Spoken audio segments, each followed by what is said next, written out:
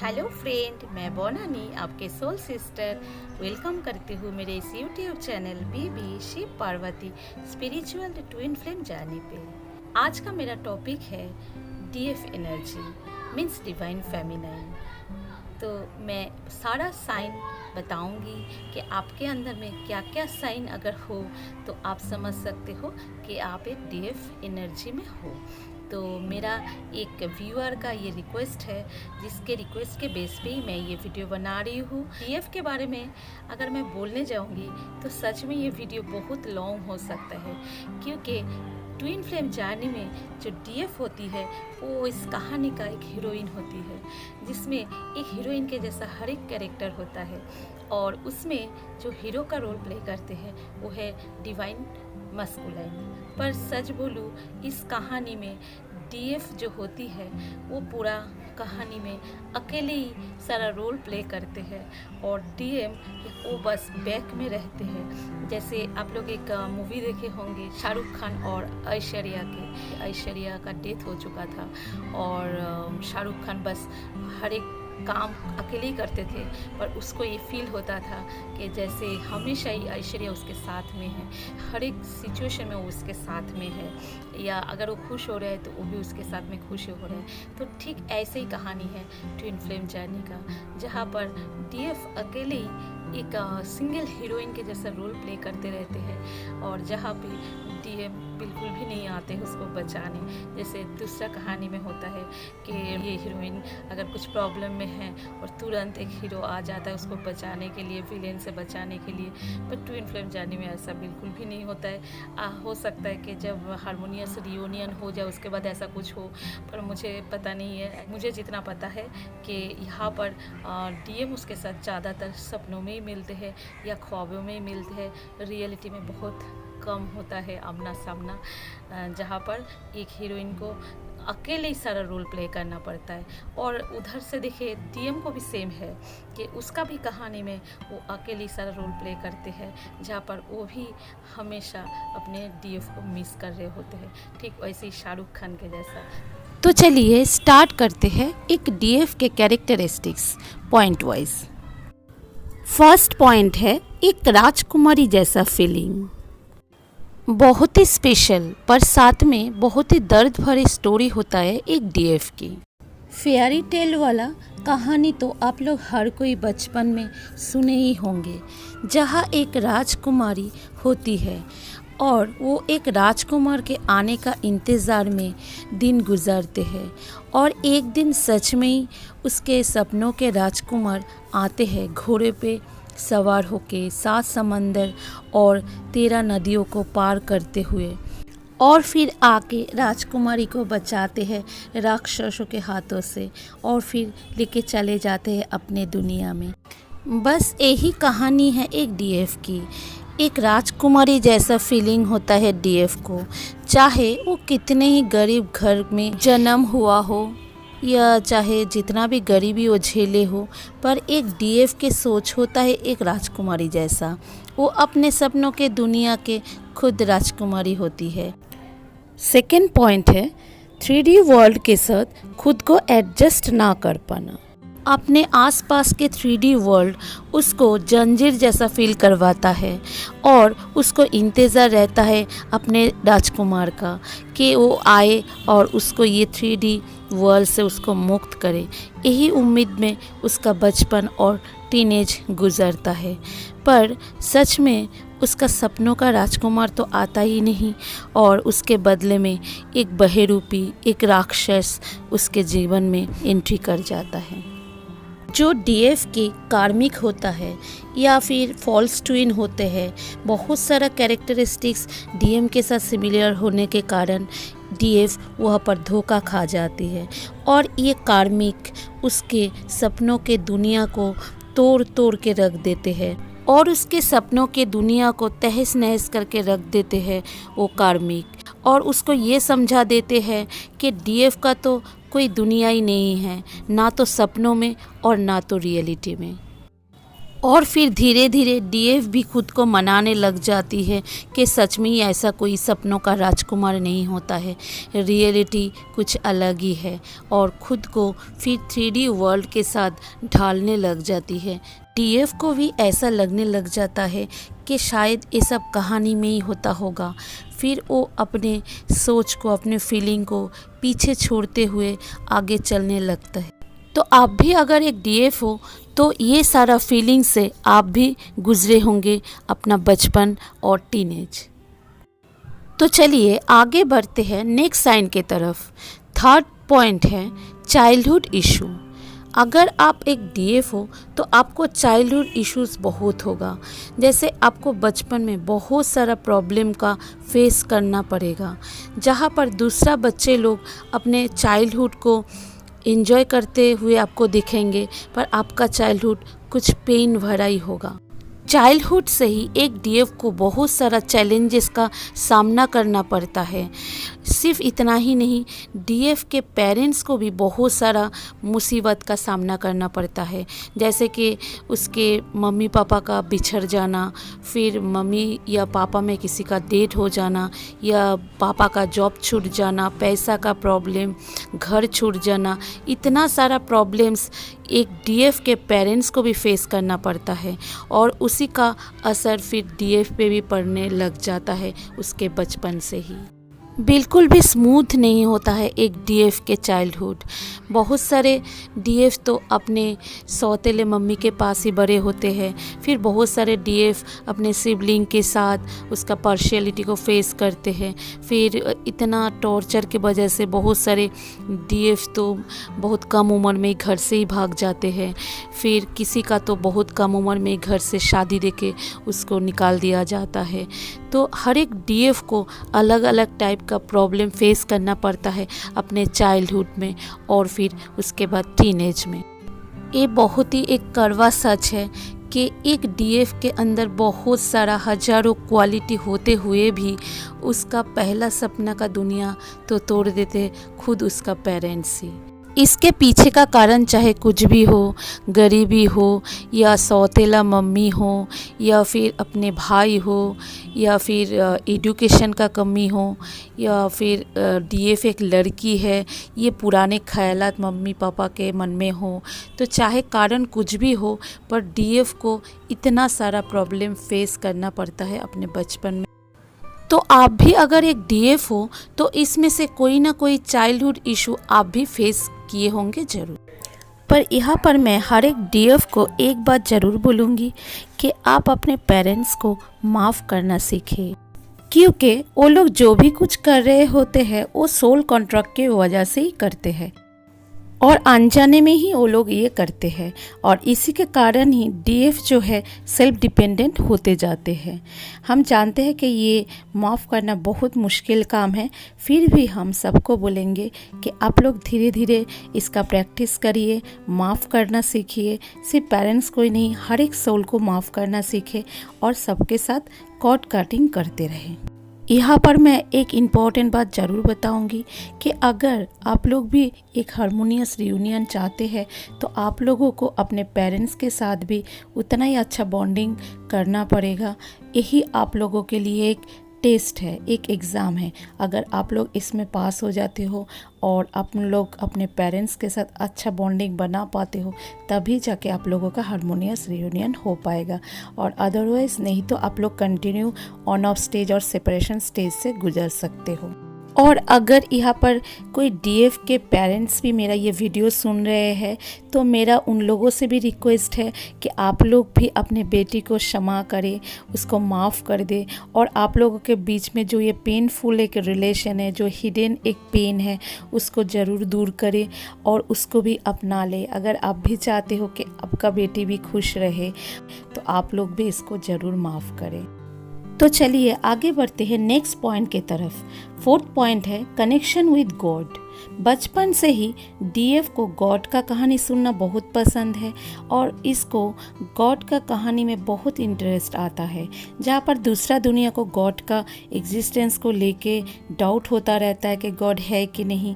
पर ऐसा thinking DF को कभी भी नहीं आता है। उसको हमेशा ही लगता है कि गॉड है और हमेशा गॉड उसके पास ही है।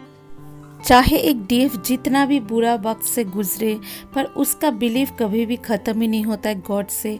वो 100% कन्फर्म होते हैं कि गॉड है। पर कभी कभी ऐसा बहुत बुरा सिचुएशन हो जाता है, तब वो हो सकता है कि कुछ टाइम के लिए गॉड से अपना बिलीव हटा ले, फिर भी गॉड उसके साथ जैसे भी करके हो कनेक्टेड हो जाते हैं। ये बहुत बड़ा एक सच है कि हमेशा गॉड भी ये डीएफ के पास ही रहते हैं, एंजल भी उसके पास ही रहते हैं और हमेशा ये कनेक्शन रहता है। पर कभी कभी उसको लग सकता है कि ये कोई कोइंसिडेंस है, पर जब उस ट्विन फ्लेम जर्नी स्टार्ट हो जाता है तब उसको पूरा बिलीव हो जाता है कि हाँ, गॉड भी उसके साथ ही है हमेशा बचपन से ही। नेक्स्ट एंड फिफ्थ पॉइंट है स्ट्रेट फॉरवर्ड बातें करना।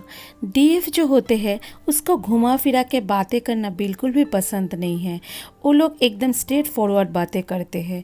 जो भी उसके दिल में होता है उसके जवान पे भी वही बात होता है और जो सच है बस वो बोल देते हैं।